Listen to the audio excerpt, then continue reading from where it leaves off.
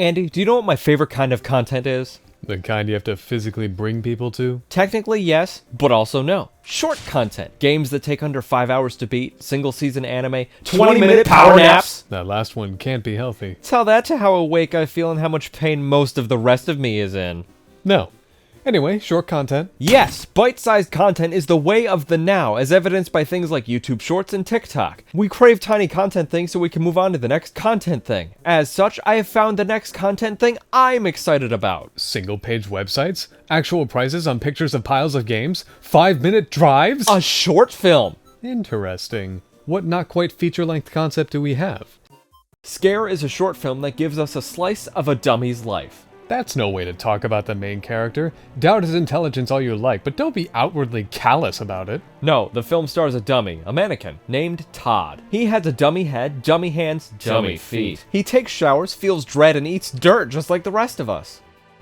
That's not... Essentially, the film stars a mannequin as he attempts to get back on his feet after a few devastating losses, proving once and for all that though we may dress them in stores and they stand still for days on end, even mannequins can feel existential dread about their current standings in the universe. We open on Todd sitting on a perimeter wall at a park, wearing a mask and absorbing the serene calm of nature, until his calm is interrupted by two drunk women who pass him by. They comment on how they thought he was real before stumbling onward. Mean disorderly ladies, Todd is real. Look, he even turns his head to absorb their hurtful words, then goes home, takes a shit, faces himself in the mirror, and gets in bed without wiping. Just like any person whose existence was just doubted. Again, that's not... Look, Todd even lays in his bed staring at the ceiling, praying for sleep while psychically scrolling through photos of a lady on his phone. If that's not what a real person does, then I don't know what real is. I have the deepest fear that you may not know what real is. Morning happens, and Todd gets on with his morning routine, shaving, trying on every single mask he owns, then going back to the park to loiter some more. Todd can be seen hanging on a text window on his phone, likely awaiting a message or working up the nerve to send one. The next day happens and Todd pulls himself from bed once more, shits, showers, and Skypes with his Instagram post of a best friend. His friend attempts to show his version of sympathy toward Todd's heartache as we learn Todd is recently single. Heart-wrenching for sure. But Skype friend here isn't helping. He continues belittling Todd's decision-making and his choice of career before insisting Todd move closer to him for the, quote, way more gorgeous woman out here. As if running from your problems and uprooting your life is an easy task. This guy, credited as Dummy's friend, then disappears from the screen, leaving Todd to deal with the harsh judgments from his friend. Don't worry, Todd deals with this the only way possible. Crawling into bed to stare at a poster of a tiger, then getting out of bed to play video games, until an ominous game over screen appears and turns off your system for you. Must have been one of those up-and-coming games that erases your save file when you die. This one takes it a step further, turns off your system and the sun because it's nighttime now. Thanks, PS4! Todd takes some unsolicited verbal abuse from afar. Hey you! What are you looking at? You ugly! Before his next day happens and shows us how he is closer to human than we originally thought. Todd goes to the park to sit on a bench to contemplate how every human character in the story so far is no better than a rock. Then he strolls through the park to find a rock to claim as his own by shitting on it because everyone needs a bit of land to call their own. And how else do you claim things that are yours? Finally, he takes an Uber home because he's done strolling for now. All of this so he can come home to a meal of mud, mashed potatoes, vegetables, and flat Dr. Pepper. Another morning plays out, leading Todd to his wall until we meet a new character, credited as Vagrant!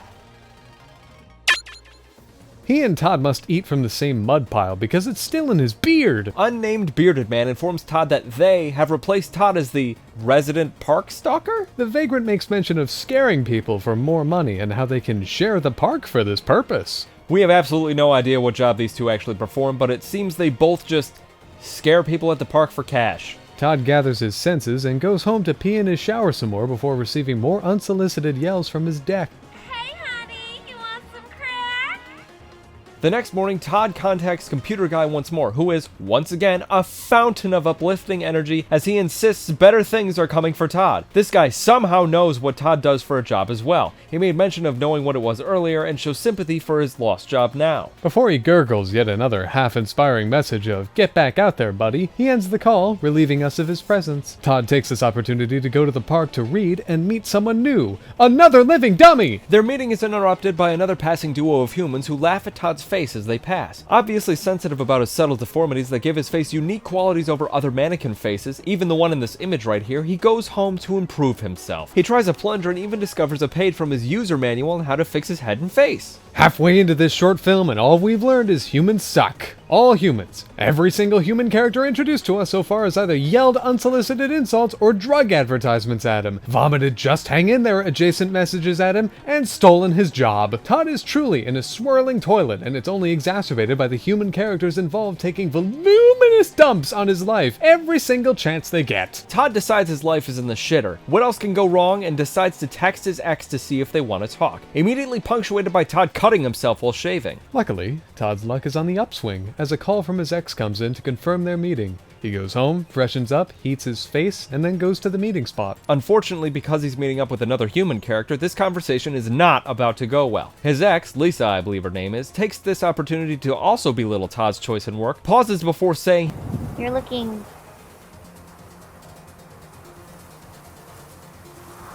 better. and then cuts their meeting short, but not before saying they shouldn't see each other anymore. His head melted, his job kerplunked, his heart squished. Todd decides to take another stroll through the park. Luckily, Todd's luck is on the upswing, as a stroll through the park is exactly what he needs to clear his head. Is he being assailed by 3 other human characters? Is this what Todd's job is? Tackling and robbing people in the park? That's a dangerous profession. Does he look like he needs more belittling of his occupation, specifically from an audience member? God, James, read the room! Okay, I'm sorry, I just want to understand Todd better. He's a dynamic character living a fulfilling life despite everything and everyone being awful to him 100% of the time. He's complicated. Also, he carries no cash. Upon discovering this, the 3 men, 2 unknown and the vagrant, beat the dirt out of Todd and leave him to rot with the leaves and worms. Shockingly, Todd picks himself up, goes home, cleans up, and smashes his face into the bathroom mirror. With a renewed sense of purpose, Todd pulls himself out of bed, pisses in the shower, grabs his mask, and goes to the park where the vagrant is counting his meager earnings for the month. However, he is suddenly stopped by a far-off object. A mask? More masks come into view as the vagrant picks them up, leading him directly to Todd, who brandishes a knife. Wait, a knife? When you've lost everything, there's nothing left to lose. That is how things tend to work. What I mean is, when your girl left you, your friend seems anything but helpful, your employer gave your business away, and your heart is a bag of glass shards in your chest, it's time to get some fucking revenge. The vagrant begs for his life before being stabbed. Stabbed? I thought this was for threat's sake. I didn't think Todd actually had it in him. That's a huge, life-changing decision. It's a fake knife, fake stab wounds, fake situation. The vagrant laughs off the situation, presumably fades into the background as Todd leaves him to live and piss himself another day. A few establishing shots later, and we land, once more, on Todd sitting on what is now his park wall. The serenity of the moment is broken once more by an errant jogger who stops for a breather near Todd. One word is all it takes as the movie ends after she says, "Hey." And they stare into each other's eyes. And so the saga of Todd getting constantly kicked by every human character on screen comes to an end. While we still may not know exactly what Todd's profession is, or how it earns him any livable wage, he seems to make it work. He also has an inconceivable amount of bad luck. Serious amounts. At the end of all of it, however, he does find it in himself to prove that he doesn't want to give anything up without a fight. He may have almost killed a man to get his job back, but at least he didn't give up and kept fighting on. Is that the point of this short film? We have absolutely no clue. Will we ever search for deeper meaning beyond the veneer of entertainment presented on screen? Not unless we have to. Should you check out the original short film using the link in the description? Yes! Yes, you should. Follow them and us for more great content. Alright. Bye.